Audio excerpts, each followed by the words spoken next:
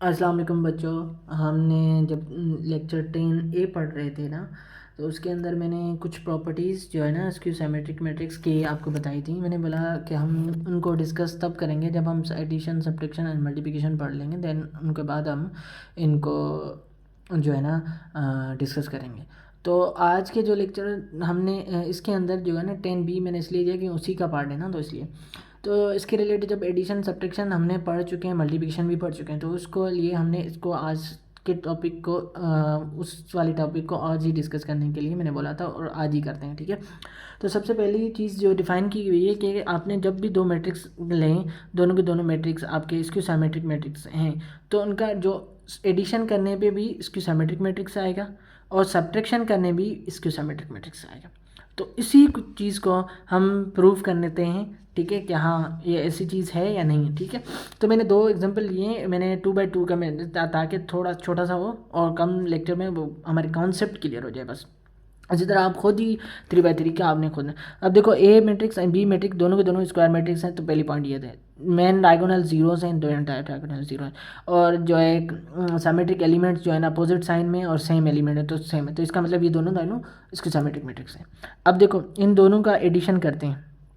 जब एडिशन करते हैं वो भी कैसे करते हैं, आप देखो जीरो को जीरो के साथ ऐड करेंगे तो जीरो हो जाएगा, टू के साथ टू -2 को ऐड करेंगे तो -6, ठीक है, -2 को +6 के साथ ऐड करेंगे और ज़ीरो को ज़ीरो के साथ ऐड करेंगे, ठीक। तो हम ऐसे करते हैं, ठीक। तो a प्लस बी हमारे पास क्या बन गया, 0, 4, 2 में से 6 माइनस करेंगे तो -4, ठीक है, -2 + 6 करेंगे तो +4, 0 + 0 तो 0। अब देखो वापस a प्लस बी करने के हमारे पास मैट्रिक्स वो वापस सेम टू सेम मैट्रिक्स मिल गया, तो इसीलिए कहते हैं जो प्रॉपर्टीज़ थी जो फर्स्ट वाली, ठीक है, कि सम ऑफ टू मैट्रिक्स जो है ना वो वापस इसको सिमेट्रिक मैट्रिक्स से ही आएगा, ठीक है। इसी तरह जो सेकंड पार्ट जो है उसमें क्या करना चाह रहा है कि a माइनस बी कर दो, ठीक है, ए माइनस बी कर दो, मतलब ए को -b से कर दो, तो a -0 -2 -6, ठीक है, 2। अब देखो माइनस माइनस ज़ीरो माइनस, ठीक है,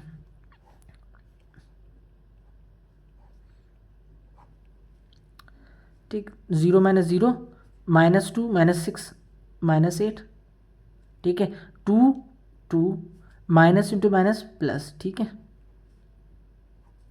अब देखो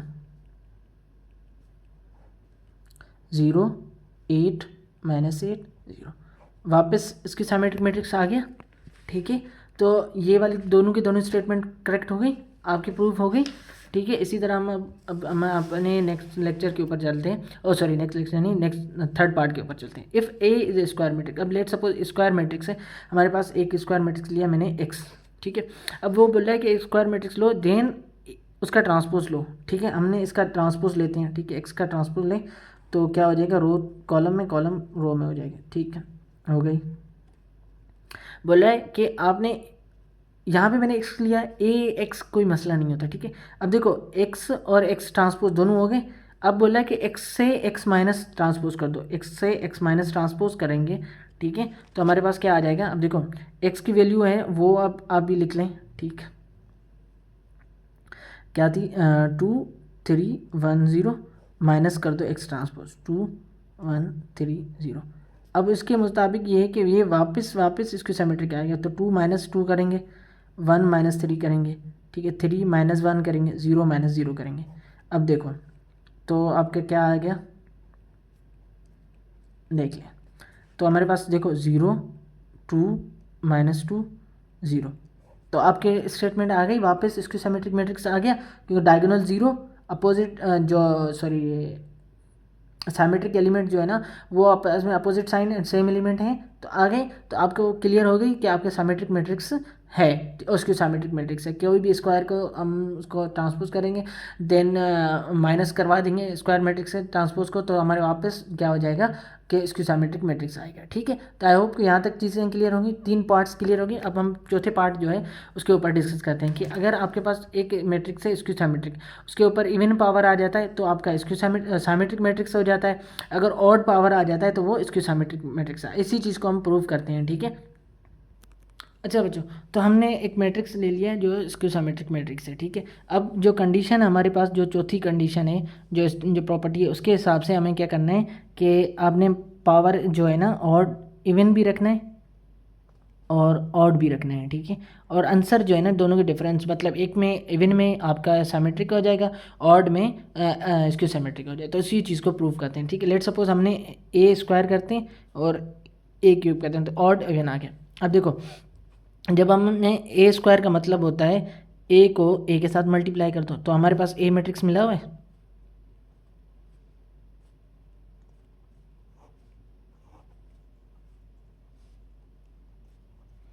ठीक, अब हम इनको मल्टीप्लाई करवाते हैं।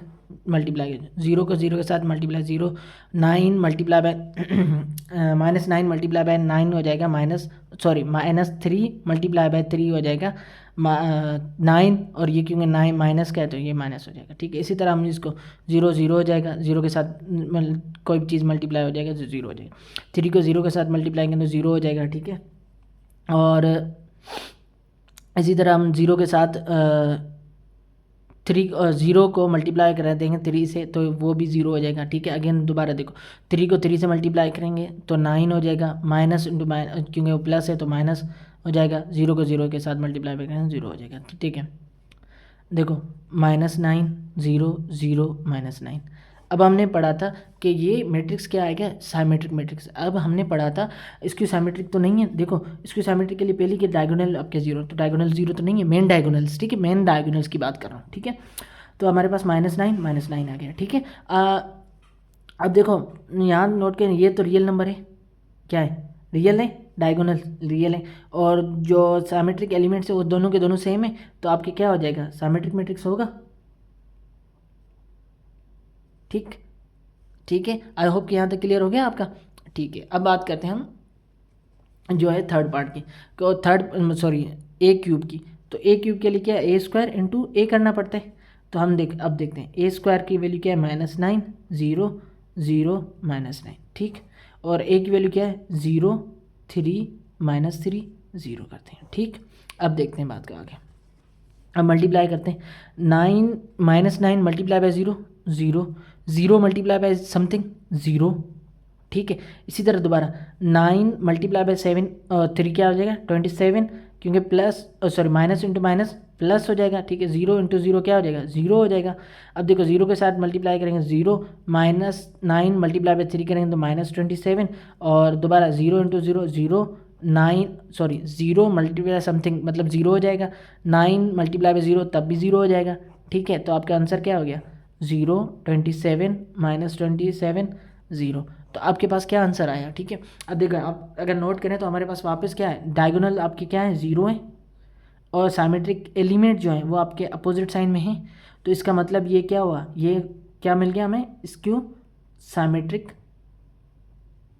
मैट्रिक्स मिल गया, ठीक है। आई होप कि यहाँ तक आपको सब चीज़ें क्लियर हो चुकी होंगी और इसमें कोई मसला नहीं होगा। अगर कोई इश्यू है तो आप मुझे कांटेक्ट कर सकते हैं, ठीक है, और इनके जितने भी जो भी प्रॉब्लम है डिस्कस कर सकते हैं, ठीक है।